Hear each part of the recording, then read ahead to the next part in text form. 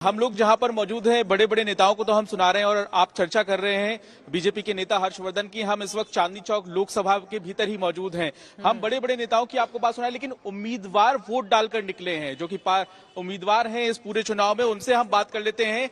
आपका क्या नाम है? मेरा नाम मोहम्मद सादिक। ये बताइए कि इस बार क्या मुद्दे हैं चुनाव में और उम्मीदवारों को क्या जनता भांप पा रही है? देखिए, हमें दिल्ली की साफ सफाई करनी है। जो 15 साल से भाजपा शासित एमसीडी नगर निगम की, वो किसी से छुपी हुई नहीं है। इसकी सफाई करनी है इस बार हमें झाड़ू से। बस साफ सफाई ही मुद्दा है? नहीं, जो भी इश्यूज हैं कॉर्पोरेशन के, जितने भी इश्यूज हैं, चाहे लाइसेंसिंग का हो या कन्वर्जन चार्जेस का हो या हाउस टैक्स का हो या कोई भी इशू, चाहे हॉस्पिटल डिस्पेंसरीज का, कॉर्पोरेशन की या स्कूल्स का, सब में सफाई करनी चाहिए। हमने कई युवाओं से यहाँ बात की जो वोट डालने पहुंचे, पहली बार उन्होंने वोट डाला। करप्शन को उन्होंने बहुत मुद्दा बताया, बहुत दिक्कत होती है, करप्शन बहुत ज्यादा होता है। ये तो कोई बात छुपी हुई नहीं है कि एमसीडी के अंदर जो करप्शन है, इससे जो है दिल्ली की जनता त्रस्त है। और हम हिंदुस्तान के राजधानी दिल्ली में हैं और दिल्ली की कॉर्पोरेशन का 15 साल के अंदर वो बुरा हाल हो गया। पिछले साल से मैं यहाँ से कॉर्पोरेटर रहा हूँ, पिछले 5 साल से मैंने सारी सब चीजें देखी हैं।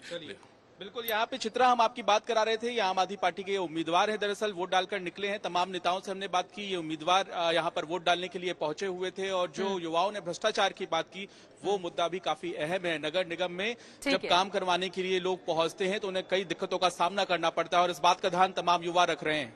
ठीक है, अब कौन से मुद्दों को ध्यान में रखकर वोट करने के लिए जनता पहुंचेगी, ये बड़ा सवाल है। लेकिन देखिए, लगातार अब मोबाइल पर भी दिल्ली चुनाव आयोग की ओर से जो मैसेज दिए जा रहे हैं, एमसीडी चुनाव 2022, मतदान आपका अधिकार ही नहीं, आपकी जिम्मेदारी भी है।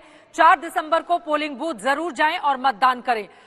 फिलहाल आपको अलग अलग हिस्सों की तस्वीरें दिखा रहे हैं। इन सबके बीच दिल्ली के सीएम अरविंद केजरीवाल का ट्वीट सामने आया है। उनकी ओर से कहा गया है कि आप ईमानदार पार्टी को वोट करें।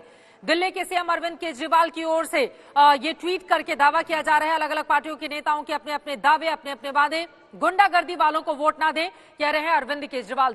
डिप्टी सीएम दिल्ली के मनीष सिसोदिया ने आज सुबह सुबह जब वोट डाला, उसके ठीक पहले हमारे संवाददाता पंकज जैन से बातचीत में उन्होंने क्या दावा और वादा किया, सुनिए जरा। मनीष सिसोदिया हमारे साथ है बातचीत करने के लिए। ठंड की शुरुआत है, मई के महीने में पिछली बार चुनाव हुआ था। इस बार हल्की हल्की ठंड का एहसास भी हो रहा है, लेकिन पिछले साल 54% मतदान हुआ था, जो सबसे ज्यादा चिंता की बात है। दिल्ली में बहुत जागरूक मतदाता होते हैं, क्या अपील करना चाहेंगे? दिल्ली के मतदाता बहुत जागरूक हैं और बहुत अपना भला बुरा समझते हैं।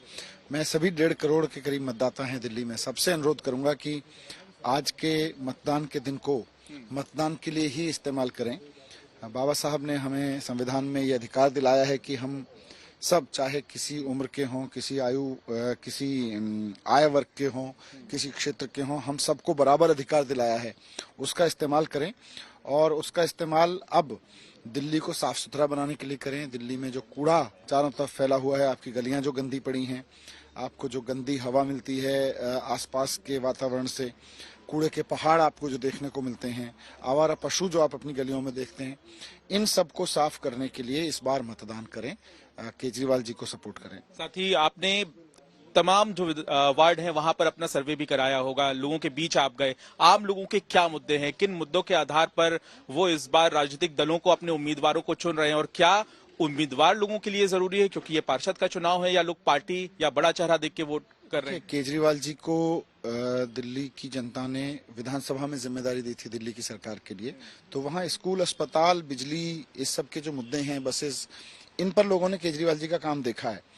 लोगों को ये समझ है कि एमसीडी का मेन काम है साफ सफाई करना, एमसीडी का मेन काम है गलियां बनवाना, एमसीडी का मेन काम है अंदर की गलियों की व्यवस्था रखना, वहाँ आवारा पशु न घूमें, दुकानदार ठीक से ईमानदारी से अपना काम कर सकें, उनको कोई हैरेसमेंट ना हो, लोकल एरिया का पार्कों का डेवलपमेंट होता रहे।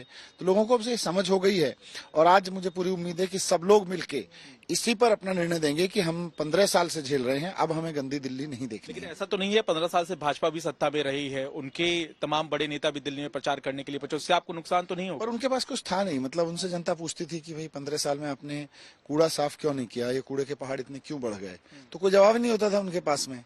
वो इधर उधर की गालियां देके निकल जाते थे लोगों को, दूसरे लोगों को। अंतिम दिनों में आपने मिनी पार्षद की बात कही, क्या ये जरूरी था?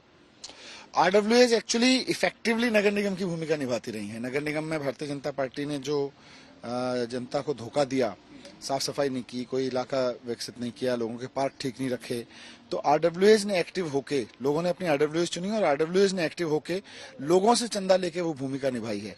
तो अभी मैं समझता हूं कि एक दिल्ली में वो व्यवस्था कायम हो चुकी है और उसको लीगलाइज करना, उसको नगर निगम के साथ मिला के चलना हम सबकी जिम्मेदारी है। इसीलिए सीएम साहब ने ये आइडिया रखा है कि नगर निगम में सरकार बनने के बाद केजरीवाल जी की, हम आरडब्ल्यूएज जो पहले से बहुत एक्टिव हैं उनको सबको मिनी पार्षद का दर्जा देके उसी काम में लगाएंगे जिसको वो बहुत सफलतापूर्वक करती रही हैं, तब भी करती रही हैं 15 साल से, जब बीजेपी पूरी तरह से नहीं कर पाई।